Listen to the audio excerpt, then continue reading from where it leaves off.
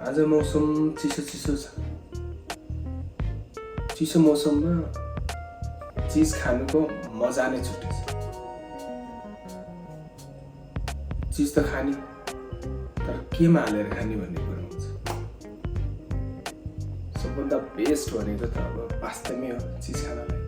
पास्तामा चिजको कम्बिनेसन बवाले हुन्छ। It's was amazing.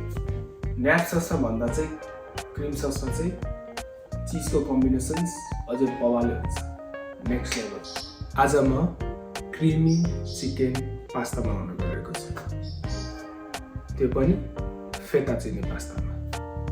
मिल्ते music के बाद।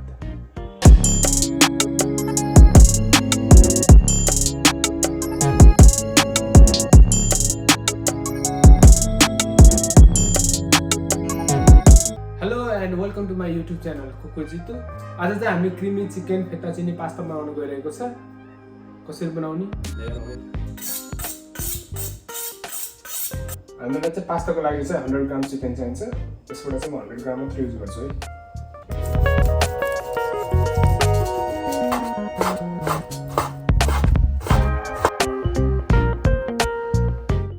अब चाहिँ हामी पास्ताको लागि चाहिँ पानी बोइल गर्छौँ है। भइसकेपछि पास्ता उमाल्छौँ, फेटाचिनी। अब चाहिँ हामी यो पानी उम्लिँदासम्म चाहिँ प्रेप गरौँ है त। काटको प्याज स्याज पार्सले ससले काटौँ है त। पास्ताको लागि चाहिँ मैले ब्राउन ओनियन युज गरेको छु। तपाईँहरूले चाहिँ रेड ओनियन युज गर्दा पनि हुन्छ है। पास्तामा चाहिँ ओनियन हाल्नुको छुट्टै छ। यो ओनियन हालेन भने के छुट्यो जस्तो हुन्छ। म चाहिँ पास्ताको लागि चाहिँ चपर युज गर्छु है त। एकदमै फाइन युज गर्दा अझै राम्रो। नर्मल चप गर्दा पनि हुन्छ, तर मसिनो खानु पऱ्यो। सकेसम्म फाइन भएको एकदमै राम्रो। यसलाई चप गर्ने तरिका चाहिँ अर्कै हो, तर यसरी पनि प्रायःले क्याफे रेस्टुरेन्टमा यसरी नै काटेर आउँछ। बेस्ट आइडिया पनि यसरी काट्दा हुन्छ, सजिलो पनि हुन्छ। एकदमै फाइन काट्छु युज गर्दा।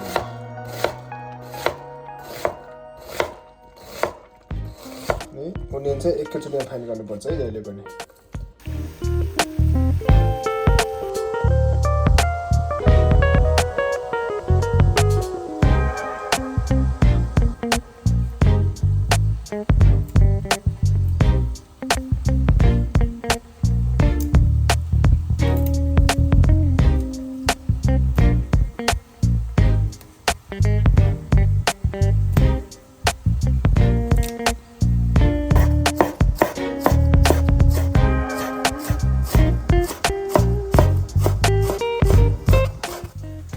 पानी उम्लिसकेको छ।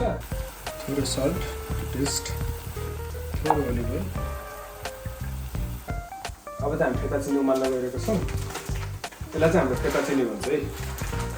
पापातेले भन्दा अलिकति सानो हुन्छ, अनि लिङ्गुनी भन्दा चाहिँ अलिकति ठुलो हुन्छ है यो फेटाचिनी भन्ने चाहिँ। यो चाहिँ हाम्रो फेटाचिनी पास्ता। त्यसलाई उमालौँ है। यो पास्ता उमाल्नको लागि चाहिँ हामीलाई 8 मिनट लाग्छ होइन। अलार्म सेट गर्दैछु। ठ्याक्कै 8 मिनटमा चाहिँ लाग्छ है। अलार्म सेट गरिदिनुहोस्।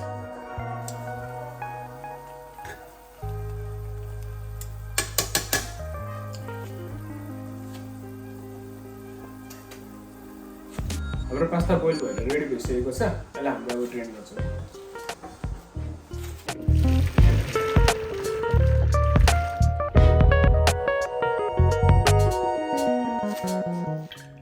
बोइल हाल्ने। अब तेल हालिसकेपछि मजाले मिक्स गर्ने।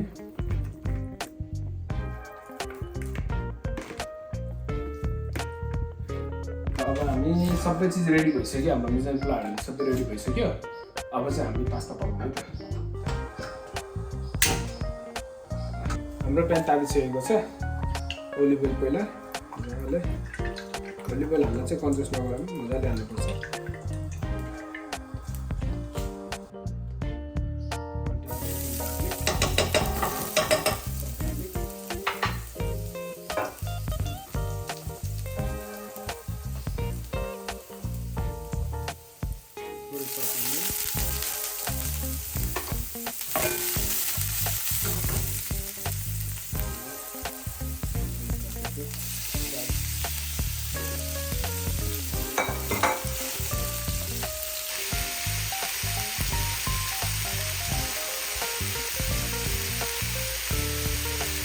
चिकनलाई चाहिँ मजाले पाक्न दिउँ होइन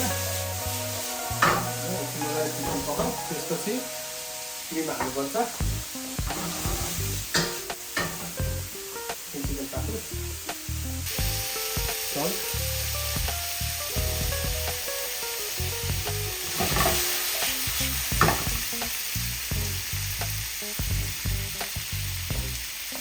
क्रिम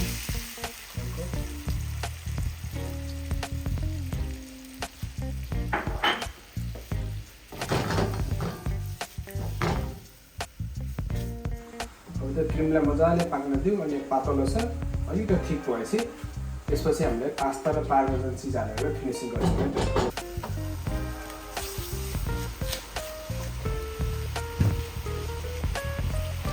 क्रिम चाहिँ मजाले पाक्न दिउँ क्रिमसँग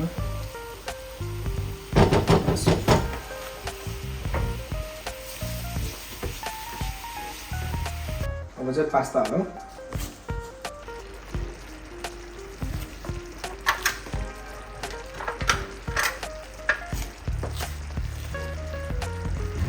अब चाहिँ हामी बटर रेडी गर्छौँ 1/2 टेबल स्पुन भन्दा अलिकति ज्यादा 1 टेबल स्पुनै भनिदिउँ न है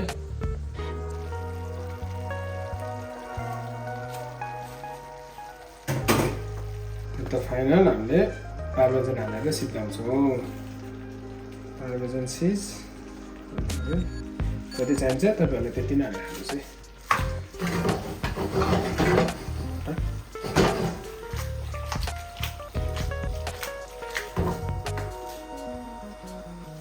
थोरै पार्सली हल्का हल्का देखाउनको लागि चाहिँ पार्सली पनि इम्पोर्टेन्ट रोल खेल्छ नि बेटा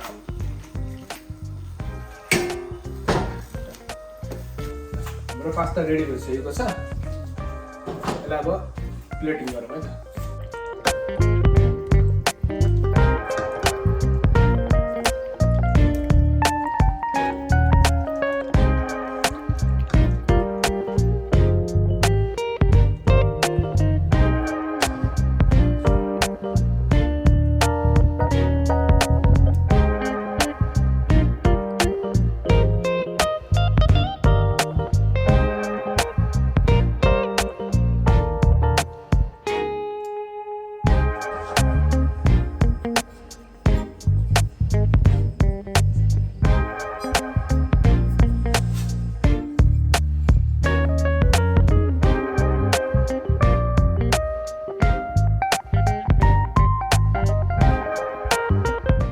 क्रीमी चिकन फेटाचिनी पास्ता हाम्रो रेडी भइसकेको छ ट्राई गरौँ न त्यो कस्तो भएको छ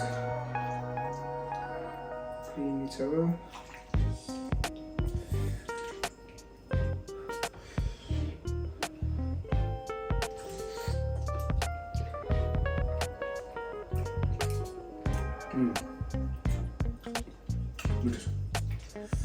क्रीमी पनि छ टक्क लागेको छ मेन चाहिँ बटर र चिज खतरा मेन रोल खेलिदिएको छ त्यसले स्मेल चाहिँ बटर आएको छ चिजले चाहिँ बबाले टेस्ट दिएको छ अनि क्रिमी त छँदैछ यो आफैमा